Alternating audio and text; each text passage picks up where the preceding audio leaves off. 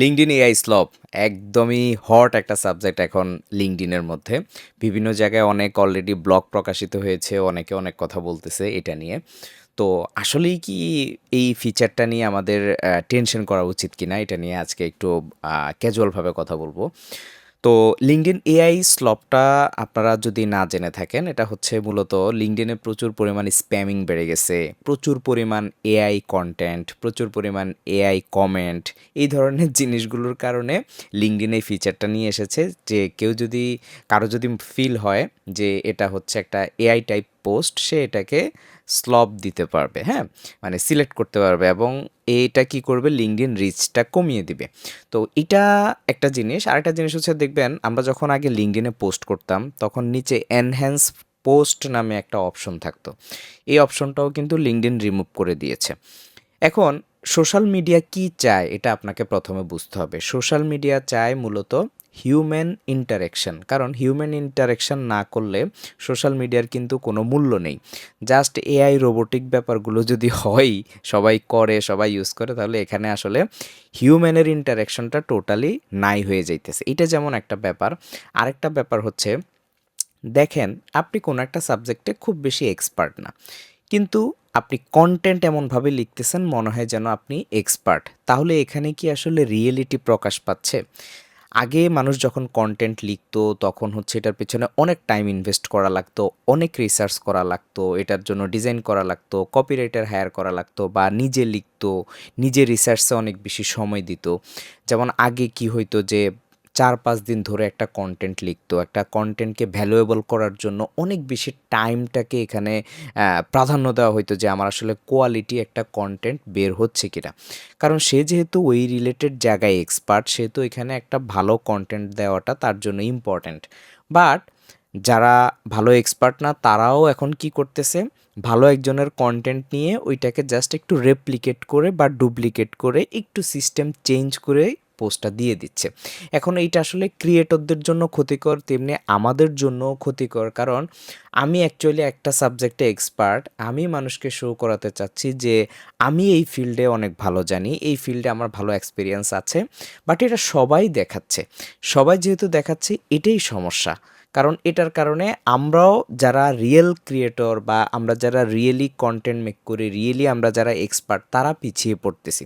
তারা হয়তো অ্যালগরিদমের ব্যাপারটাকে অনেকটা ক্র্যাক করে ফেলছে যে এখন কোন জিনিসটা ভাইরাল সেটাকে ধরে তারা কন্টেন্ট বানাচ্ছে। এখন কি ক্যারোজেল ভালো চলতেছে নাকি ইনফোগ্রাফি ভালো চলতেছে না কি চলতেছে, এগুলোকে ধরে তারা কি করে, তারা কন্টেন্টগুলো মেক করতেছে। অ্যাকচুয়ালি দেখা গেছে যে তাদের ওই পার্সপেক্টিভে বা ওই জায়গাটাতে কোনো এক্সপিরিয়েন্সই নেই। এবং আমি যেটা বললাম যে সোশ্যাল মিডিয়া চাই হিউম্যান ইন্টারেকশন। আপনি কমেন্ট করতেছেন, এই কমেন্ট করাটা হচ্ছে, এঙ্গেজমেন্ট করাটা হচ্ছে একটা রিলেশনশিপ বিল্ড আপ করা। কিন্তু এই রিলেশনশিপ বিল্ড আপটা আমরা যদি একটা পোস্ট মোটামুটি না বুঝে কমেন্ট করি, তাহলে সেটা তো অ্যাকচুয়ালি রিলেশনশিপ বিল্ড আপ হচ্ছে না। সো আমাদেরকে কি করতে হয়, প্রচুর পরিমাণ পোস্ট করতে হবে, প্রচুর পরিমাণ কমেন্ট করতে হবে। এই জিনিসটা আমরা কি করছি, আমাদের লাইফের একটা রেগুলার ওয়ার্কের ভিতরে ঢুকাই ফেলছি, এবং এটা প্রতিদিন করতে হবে, টাইম কনজিউমিং। সো কিভাবে এটা দ্রুত করা যায় সেইটার জন্য আমরা কি করতেছি, এআই এর ব্যাপারগুলোকে আমরা ইউজ করতেছি। মূল কথা হচ্ছে এআই আপনি ইউজ করবেন না তা না, বাট সেটা আপনার স্পেসিফিক এক্সপিরিয়েন্স কেন্দ্রিক হইতে হবে, আপনার সাবজেক্ট কেন্দ্রিক হইতে হবে, এবং আপনার প্রপার একটা এক্সপার্টিজের একটা জায়গা থাকতে হবে। দেখেন কন্টেন্ট ক্রিয়েশনটাও কিন্তু একটা স্কিল। এখন এই স্কিলটা আপনি হয়তোবা ভালোভাবে ডেভেলপ করেছেন, কিন্তু ওইটাকে কপি করেই অন্যান্যরা কি করতেছে, এটাকে রেপ্লিকেট করতেছে। তাহলে আপনার এই যে কন্টেন্ট ক্রিয়েশনের জার্নিটা বা আপনি যে পারেন, এইটাও কিন্তু আসলে অ্যাকচুয়ালি নষ্ট হয়ে যাইতেছে। তো মোটামুটি অ্যালগরিদম একটা প্যাটার্ন অলরেডি ধরে ফেলছে যে কোন জিনিসগুলো এআই। আবার মানুষও কিন্তু পড়তে পড়তে এখন বুঝে যে কোন জিনিসগুলো বেশিরভাগ এআই। যেমন চ্যাট জিপিটির একটা ফরম্যাট আছে, বা তারা কোন কোন ওয়ার্ডগুলো বেশি ইউজ করে, বা হচ্ছে যে ড্যাশ বেশি বেশি ইউজ করে, বিভিন্ন ধরনের মানে জিনিসগুলোকে তারা লার্ন করে এখন বুঝে গেছে যে এই পোস্টটা মোটামুটি একটা এআই দিয়ে করা। এখন এখানে যখন পার্সোনালাইজড ব্যাপারগুলো ঢুকতেছে তখন কিন্তু কি হইতেছে, আবার সেই মানুষ রিয়েলিটিতে চলে আসতেছে, ফেক ব্যাপারগুলো কমে যাচ্ছে, এবং এই জিনিসটা আসলে আমাদের জন্য উচিত। এবং আমাদের সবসময় একটা টেন্ডেন্সি থাকে আমাদেরকে অনেক বেশি পোস্ট করতে হবে, অনেক বেশি কমেন্ট করতে হবে, আমাদেরকে অনেক ভাইরাল হতে হবে। বাট এই জিনিসটা আপনার বিজনেসের জন্য কি আদৌ প্রয়োজন আছে? যদি আপনি ক্লায়েন্ট অ্যাকুইজিশন করেন, যেহেতু আমরা এই সাবজেক্ট নিয়ে কাজ করি, এটা নিয়ে কথা বলি। ক্লায়েন্ট অ্যাকুইজিশন নিয়ে কাজ করতে গেলে আপনার প্রয়োজনটা কি? আপনার প্রয়োজন হচ্ছে ক্লায়েন্ট। ক্লায়েন্ট পেতে হলে আপনাকে কখনোই ভাইরাল হতে হবে না, কখনোই অনেক বেশি কমেন্ট করতে হবে না, কখনো অনেক বেশি কনটেন্টও দিতে হবে না।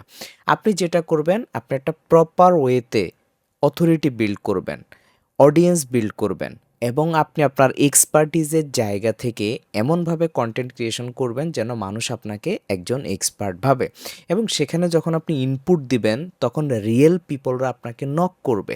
ইনবাউন্ডে আপনি লিড পাবেন, আউটবাউন্ড যখন করবেন তখন আপনার রেজাল্ট ভালো আসবে। তো এই যে ব্যাপারগুলো, এই ব্যাপারগুলো মিসিং হচ্ছে কেন? এআই স্লপের কারণে। সবাই এআই দিয়ে করতেছে। আপনি যাদেরকে টার্গেট করেছেন, যারা আপনার অডিয়েন্স, তারাও কিন্তু কনফিউজড যে আসলেই কি সে একজন এক্সপার্ট? সো এখন নিজেকে এক্সপার্ট হিসেবে যদি আপনি শো করাতে চান, অনেক বেশি এফোর্ট দিতে হবে সোশ্যাল মিডিয়াতে।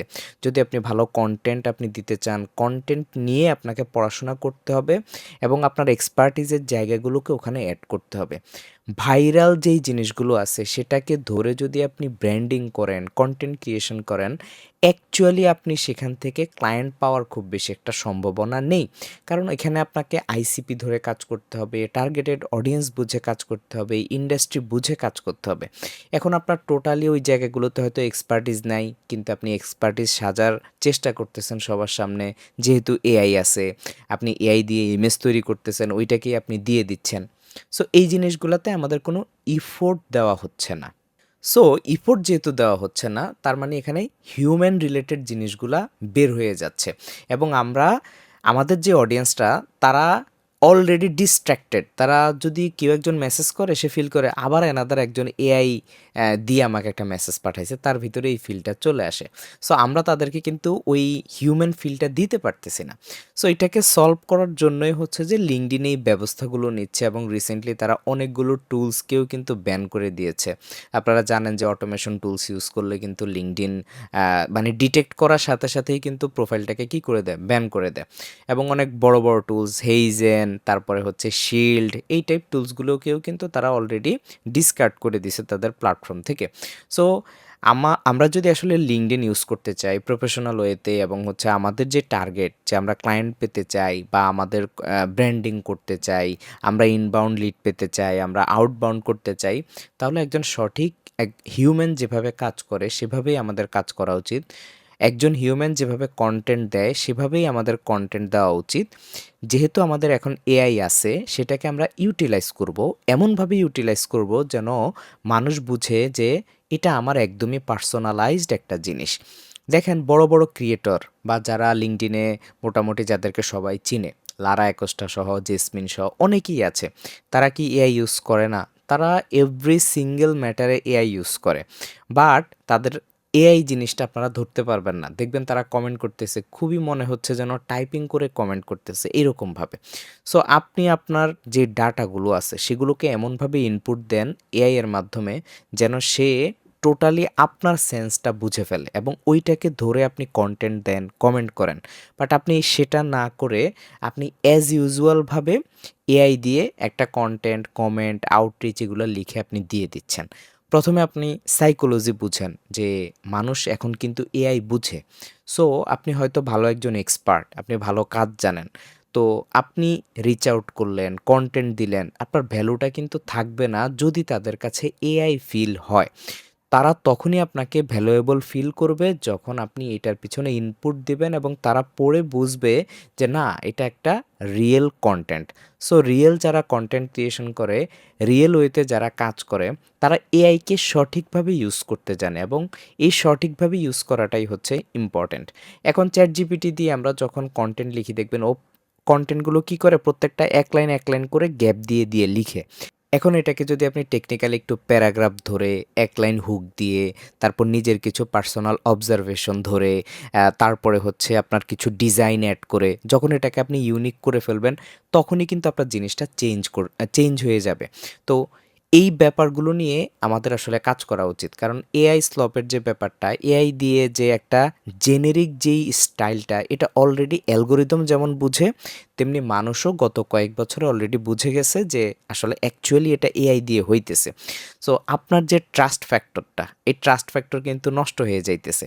কারণ মানুষ বলতেছে ও জাস্ট এআই দিয়ে সবকিছু মেরে দিচ্ছে। সো এই জিনিসটা থেকে বেরিয়ে আসেন। এটা আসলেই আমি মনে করি যে এটা খারাপ কিছু না।